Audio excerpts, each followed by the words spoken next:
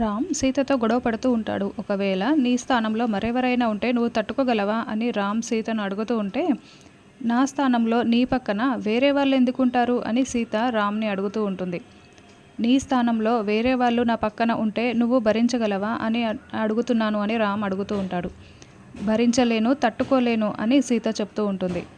మరి మా పిన్ని పరిస్థితి కూడా అదే సీత. మా నాన్న పక్కన టీచర్ గారు ఉండటం మా పిన్ని తట్టుకోలేకపోతుంది అని రామ్ సీతతో చెప్తూ ఉంటాడు.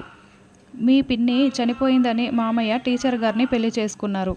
మీకు అలాంటి పరిస్థితి రావాలి అంటే నేను మీకు దూరం అవ్వటమో లేక చనిపోవటమో జరగాలి అని సీత చెప్తూ ఉంటుంది. ఆ మాట విని రామ్ షాక్లో ఉంటాడు. రామ్ సీత మధ్య జరుగుతున్న గొడవంతా కూడా విద్యాదేవి దూరంగా చూస్తూ ఉంటుంది. ఇక సీత ఆ మాట అనడంతో విద్యాదేవి కోపం వచ్చి సీత దగ్గరికి వచ్చి రామ్ దగ్గర నుంచి సీతను పక్కకు లాగి సీత చెంప పగలగొడుతుంది.